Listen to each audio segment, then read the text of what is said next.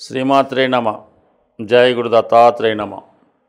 ఈ వీడియోలో మనం కర్కాటక రాశి వారికి సెప్టెంబర్ 16 నుంచి 30వ తారీఖు మధ్యలో జరగబోయే పక్ష ఫలితాలు పరిశీలించినప్పుడు కర్కాటక రాశి వారికి ఈ పక్షంలో మారినటువంటి గ్రహాలు శుక్రుడు, బుధుడు, రవి, కుజ ఈ 4 గ్రహాలు చాలా అనుకూలమైన స్థానంలోకి రావడం జరిగింది.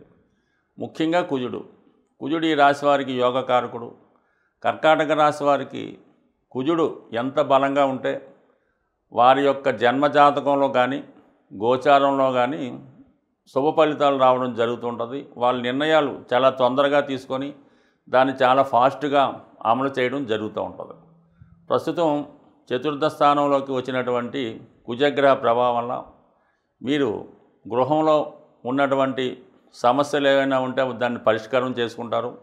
అటు మీకు విద్య మధ్యలో ఆగిపోయి ఉన్నా, ఏదైనా గృహ నిర్మాణం లాంటిది మధ్యలో ఆగిపోయినా, ఏదైనా స్థిరాస్తి కొనాలనే మీ యొక్క ప్రయత్నాలు ఆగిపోయి ఉంటే తిరిగి ఆ ప్రయత్నాలు ప్రారంభించడం వల్ల 100% అవి నెరవేరే అవకాశం ఉన్నది.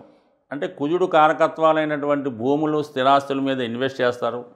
గృహాన్ని బాగా రిపేర్ చేయించడం, దానికి సంబంధించినటువంటి వ్యవహారాల్లో ఏమైనా సమస్యలు ఉంటే పాల్గొనడం జరుగుతూ ఉంటుంది. ముఖ్యంగా ఇతరుల ఆధీనంలో ఉన్నటువంటి స్థిరాస్తి, భూమి ఏమైనా ఉంటే అది మీరు స్వాధీనం చేసుకుంటారు. కొంతమంది కొత్తగా కూడా కొనే ప్రయత్నం జరుగుతూ ఉందన్నమాట. అంటే ఆటోమేటిక్గా ఏంటంటే గురువు వ్యయ స్థానంలో ఉంటూ చతుర్థాన్ని వీక్షిస్తున్నాడు. అక్కడ కుజగ్రహం రావడం జరిగింది. కంపల్సరీగా మీరు ఏదైనా ఒక మంచి వస్తువుల మీదో, మంచి వాటి మీదో, మంచి పనుల కొరకో ధనాన్ని ఖర్చు పెట్టవలసి ఉంటుంది. కంపల్సరీగా ఈ గృహానికి సంబంధించిన కార్యక్రమాలు చాలా వరకు పూర్తవుతాయి.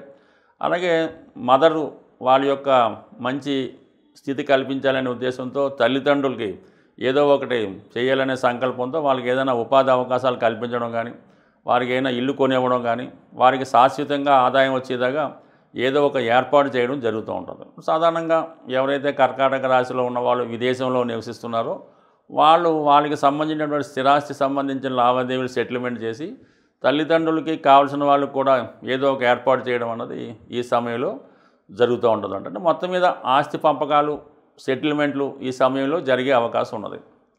ఇక ముఖ్యంగా ధనస్థానంలోకి శుక్రుడు రావడం జరిగింది. ఇక చతుర్థాధిపతి ధనస్థానం, లాభాధిపతి ధనస్థానం. కొంతమంది ఏదైనా ఒక పాత స్థిరాస్తి లాంటిది ఉన్నో, చాలా కాలంగా ఎవరి దగ్గర రావాల్సిన ధనం ఏమైనా ఉన్నా ఈ సమయంలో మీకు ఆ ధనం అన్నది వచ్చే అవకాశం ఉంది. ముఖ్యంగా స్త్రీలకి పుట్టింటి నుంచి రావాల్సినటువంటి ఆభరణాలు కానీ, స్థిరాస్తి కానీ, ధనం కానీ ఈ సమయంలో మీకు పసుపు కుంకాలుగా రావాల్సిందన్నా సరే కంపల్సరీగా రావడం జరుగుతూ ఉంటుంది. అలాగే మీరు ఈ భూమి సెటిల్మెంట్ విషయంలో కూడా మీకు కొంత ధనం లాంటిది కూడా మీ చేతికి రావడం జరుగుతూ ఉంటుంది. అలాగే ఆ ధనాన్ని కూడా మీరు కుటుంబ అవసరాలకో, కుటుంబంలో జరిగినటువంటి పెళ్ళిళ్ళకో వాటిలో ఖర్చు పెట్టడం కానీ, లేదంటే మీ కుటుంబ సభ్యులకి ఆ ధనాన్ని మీరు గిఫ్ట్గా ఇవ్వడం కానీ జరిగే అవకాశం ఉన్నది.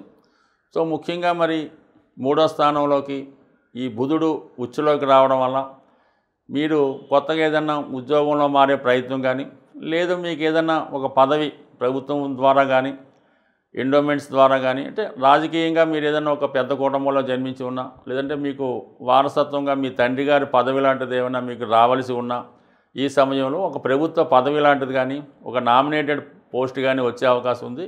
లేదంటే మీరు ఏదైనా మీ తండ్రి గారికి సంబంధించింది మీ కుటుంబానికి సంబంధించినటువంటి వ్యాపారంలో కానీ ఆ వ్యవహారాల్లో పాలు పంచుకోవడానికి కూడా ఇది ఎక్కువ అవకాశాలు చెప్తుంది. అంటే మొత్తం మీద చాలా వ్యవహారాల్లో ఈ సమయంలో ఈ పక్షంలో మీకు మార్పు రావడం జరుగుతూ ఉంటుంది. అటు స్థిరాస్తి సంబంధించిన విషయాల్లో మార్పు లాంటిది సెటిల్మెంట్ వస్తుంది. కొంతమంది ఇల్లు మారడం కానీ, కొత్త ఇంట్లోకి మారడం కూడా జరగవచ్చు.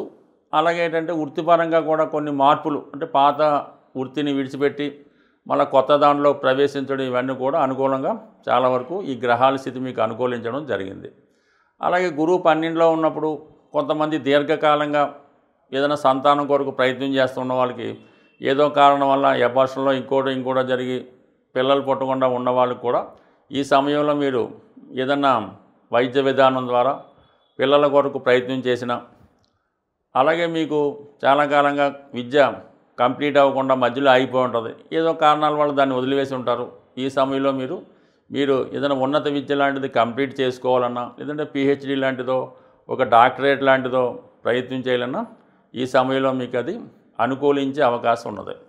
సో ఏదైనా ఈ కర్కాటక రాశి వారు వారికి మనసుకి నచ్చినప్పుడు 10 మందితో ఆలోచించకుండా మీకు పెర్ఫెక్ట్గా ఉంది, ఖచ్చితంగా ఉన్నప్పుడు దాన్ని అమలు చేసినప్పుడు మాత్రమే మీరు అనుకున్న గోళ్ళు రీచ్ అయ్యే అవకాశం ఉంటుంది. లేదంటే మీరు ప్రతి విషయాన్ని కూడా 10 మంది సలహా అడిగి వాళ్ళ ప్రకారం ఫాలో అయినప్పుడు కంపల్సరీగా మీరు ఎన్ని సంవత్సరాలైనా ఎక్కడ ఉన్న గొంగలు అక్కడే ఉన్నట్టు మీ జీవితం ఎదుగుదల లేకుండా అక్కడే ఉండడం జరుగుతూ ఉంటుంది. అంటే చాలామంది కర్కాటక రాశి వారిని వాళ్ళ అవసరాల కోసమో ఉపయోగించుకుంటూ మిమ్మల్ని ఎదగనివ్వకుండా మిమ్మల్ని తొక్కిపెట్టే ప్రయత్నాలు చాలా వరకు జరుగుతుంటాయి. ఇప్పటికైనా మీరు ఆ పట్టు నుంచి వాళ్ళ యొక్క హ్యాండ్ నుంచి బయటపడి స్వతంత్రంగా మీరు ఆలోచించి మీ నిర్ణయాలు మీరు తీసుకుంటూ మీ జీవనోపాధి మీరు సాగించడం వల్ల చాలా వరకు జీవితం నెమ్మదిగా అభివృద్ధి చెందే అవకాశం ఉంది. ప్రస్తుతం ఈ యోగకారకమైన కుజుడు కూడా నెమ్మదిగా ఇంప్రూవ్మెంట్ అనేటువంటి తన ఉచ్చస్థానంలోకి వెళ్ళడం వల్ల మీ అభివృద్ధి కూడా ఇంచుమించుగా 4-5 నెలల్లో చాలా వరకు అభివృద్ధికరంగా మారడం, గురుబలం కూడా అనుకూలంగా ఉండడం, ఏదైనా స్వతంత్ర నిర్ణయాలు తీసుకొని మీ యొక్క జీవితాన్ని మీరే నడిపించుకుంటే చాలా వరకు ఈ సమయంలో మీ యొక్క అభివృద్ధి మొదలయ్యే అవకాశం ఉంటుంది. ఏదైనా జ్యోతిష శాస్త్ర ప్రకారం ముఖ్యమైనటువంటి ఉద్యోగం, పెళ్ళి, సంతానం ఇటువంటివి మనకి ఆలస్యం అవుతున్నప్పుడు కంపల్సరిగా దానికి సంబంధించినటువంటి గ్రహాలకి పరిహారం చేసుకోవాల్సి ఉంటుంది. ఇప్పుడు ముఖ్యంగా వివాహం, సంతానం ఈ రెండిటికి పరిష్కారం చేసుకోవాలనుకున్నప్పుడు సులభంగా మీ యొక్క జన్మ జాతకంలో 5వ స్థానాధిపతిని తెలుసుకోవాల్సి ఉంటుంది. ఈ 5వ స్థానాధిపతి అంటేనే మన పూర్వపుణ్యాన్ని ఈ జన్మలో అనుభవించడానికి చేస్తూ ఉంటాడు అన్నమాట.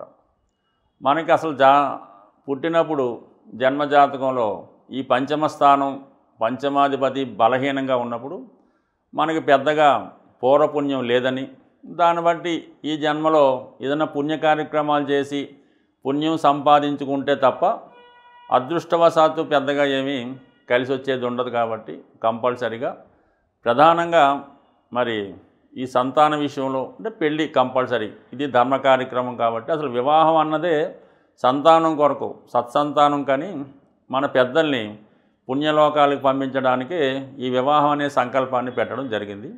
ఈ వివాహం జరగకపోయినా, వివాహం అయి పిల్లలు కలగకపోయినా మరి మీ జాతకంలో పూర్వపుణ్య స్థానాధిపతి తీసుకొని ఆ పూర్వపుణ్య స్థానాధిపతి ఏ పాపగ్రహంతో కలిసి ఉన్నాడా, లేదంటే ఏదన్నా ఇంకొక శుభగ్రహంతో కలిసి ఉన్నాడా అన్నది తెలుసుకొని ఆ కలిసి ఉన్నటువంటి పాపగ్రహానికి మనం కంపల్సరిగా పరిహారం చేసుకుంటూ మన పూర్వపుణ్య స్థానానికి సంబంధించినటువంటి గ్రహానికి కూడా పరిహారం చేసుకోవాల్సి ఉంటుంది. అంటే పూర్వపుణ్య స్థానాధిపతి పంచమాధిపతి బలం చెందాలంటే దానం రూపంలో దాన్ని ఇంప్రూవ్ చేసుకోవాల్సి ఉంటుంది. అంటే అది భూదానమా, గోదానమా, సువర్ణదానమా, ఏదన్నా సరే మీ యొక్క స్థాయిని బట్టి పంచమాధిపతికి దానం రూపంలో బలం చేసుకుంటే పూర్వపుణ్యం జనరేట్ అవుతుంది.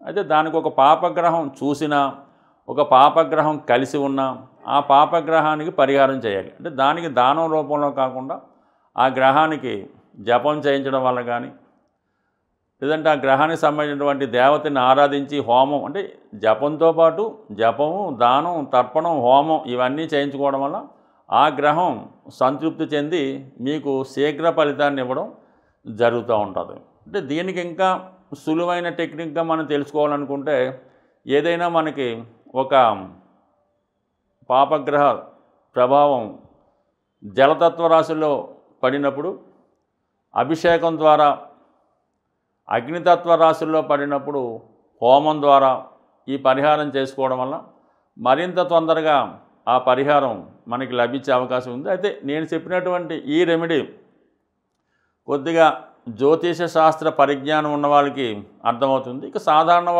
వాళ్ళ యొక్క జ్యోతిష్కుని చూపించుకొని తగు విధంగా ఈ పరిహారం చేసుకోవడం వల్ల ఒకవేళ జరగకపోయినా ఏం లేదు, మీరు ఏదన్నా పంచమ స్థానాధిపతి పంచమ స్థానం ఈ పూర్వపుణ్యాన్ని ఇంప్రూవ్ చేసుకుంటే అటు స్త్రీలకు సౌభాగ్యయోగం, మగవారికి అదృష్టయోగం అన్నీ కూడా సమకూరుతూ ఉంటాయి.